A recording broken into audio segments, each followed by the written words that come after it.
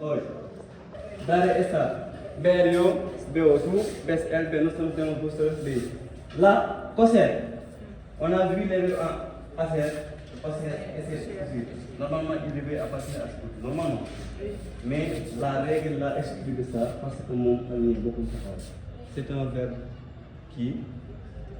C'est un verbe qui diphtongue. Comment on dit que c'est un sens de O en donc on dit yo fouet. Va par un changement procédure C1. On change de C1. Donc on a yo fouet so. Tout fouet c'est on parle c'est M fouet. Mais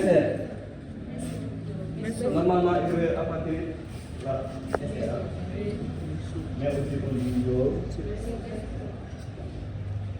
Yes, tout. Donc voilà, en quelque sorte, ce qu'on pouvait dire.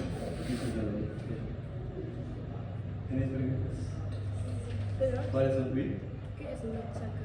Machakar, je l'avais dit. Machakar. Pour la signification correcte de sentidos, de sens. Digo, cada viernes. De costumbre, las mujeres tienen la costumbre de hacer la limosna. Al machacar el arroz para preparar la limosna, vamos. Si tengo cacahuete de quercha, lo pongo en mi boca y voy a machacar para que pueda ir fácilmente. Donc, le voilà en quelque sorte ce qu'on peut dire du présent indicatif.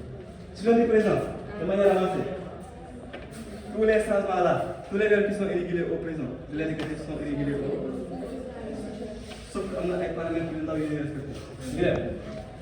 L'affaiblissement. Je commence par l'affaiblissement. Les verbes qui se débutent au présent, l'affaiblissement s'applique à toutes les personnes. Premièrement. La définition respecte le milieu de son transition. À part ça, les verbes en go, on change le go en gras à toutes les personnes. ACR, OCR, SR, aussi, ZDC, C, A, Z, C à toutes les personnes. Puis, on a I1 à toutes les, etc. Les verbes en modification. Et de la condition humaine. C'est dans ce sens que l'analyse a fait. C'était un soulagement de mon propre cœur qui se baissait de ses propres sanglots.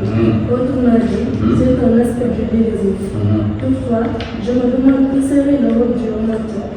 À la lumière de notre connaissance, nous allons analyser cette affirmation de l'analytique en montrant d'abord que l'écrivain romantique accorde une place. C'est bon. C'est acceptable. Définition. Toujours sur Samuel Le Jury. Donnez-moi une définition. Elle a donné une définition. Est-ce qu'on peut avoir une définition?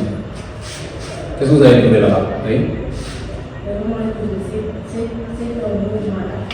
littéraire. Il a émergé en Europe à la fin du XVIIIe siècle, caractérisé par une emphase sur l'émotion, l'imagination et la nature. Ah, c'est bien. Ok? Maintenant, je peux tranquillement continuer. Parce qu'il y a déjà parlé d'émotion, d'imagination, de sensation, de rêve, et exactement, ici le sujet parle exactement de ça. Et que pour la partie ici, la poésie romantique lui permet un peu de pouvoir extérioriser ses sentiments personnels et de pouvoir sonder ce qu'on appelle les profondeurs de son âme, de dire ce qu'il ne va pas, finalement il dit à l'intérieur. D'accord? Donc pour lui la poésie est purement intimiste et ça lui permet de donner ses sentiments personnels. Oui? Définition? Définition? Le romantisme, c'est une qualité artistique, mais à laquelle il faut mettre R majuscule à romantique, c'est un autre. Né? mais à laquelle En réaction, très bien. Au rationalisme et au linguistique. Très bien. C'est une bonne définition aussi. Hein? Ouais, il y a plusieurs sortes de définitions. Et maintenant, toi, tu auras besoin d'une autre phrase dans laquelle tu vas parler de lyrisme, de sentiment, n'est-ce pas, etc. D'accord? Par exemple, dans la définition du romantisme, généralement on définit le romantisme, et quand vous dites le romantisme, vous avez dit, le romantisme est un mouvement c'est un mouvement. Vous êtes prêts? C'est un mouvement littéraire. Très bien. Parce qu'il y a là, à l'intérieur littéraire et artistique. Ensuite, on donne la Renaissance, mais le siècle artistique, mais en Europe, très clair, né en Europe à la fin du 10, 5, plus 1, à la fin du 18e siècle. Maintenant là, on va dire notamment ce qu'est le romantique. À travers ce VLD, c'est le moral.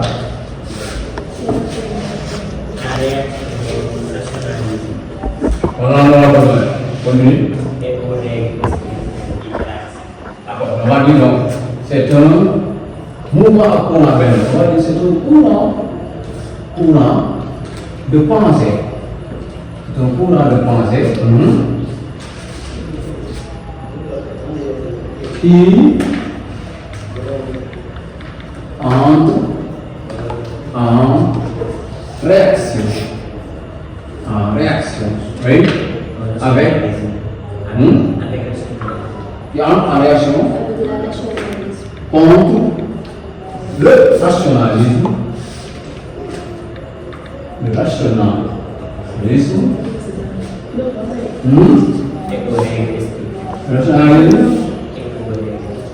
est aux règles strictes du classicisme. Ouais, on va rester maintenant pour aller vers le sujet. Il prône le triomphe de la sensibilité,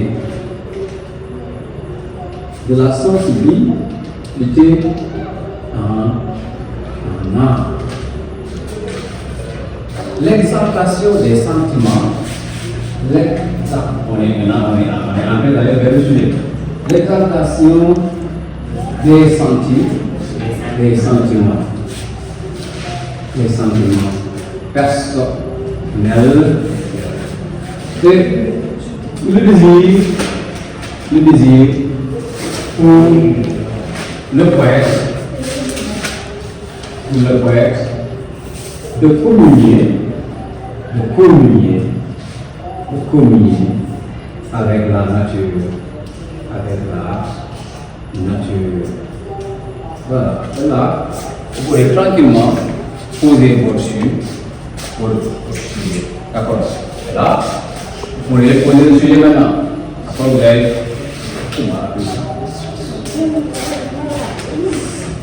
C'est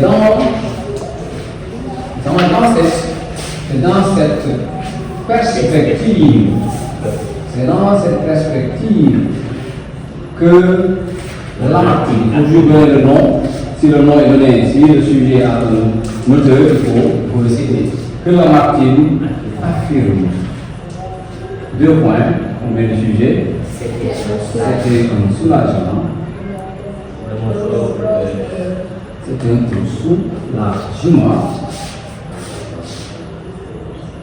C'était un soulagement de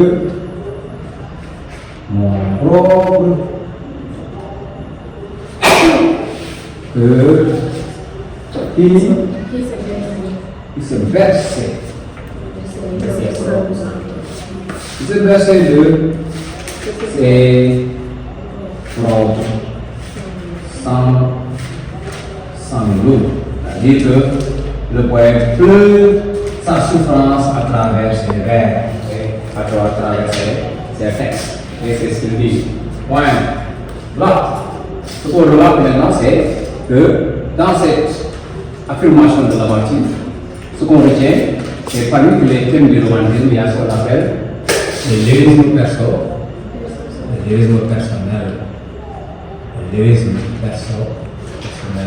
Qu'est-ce qu'on avait dit par rapport au lyrisme, c'est quoi?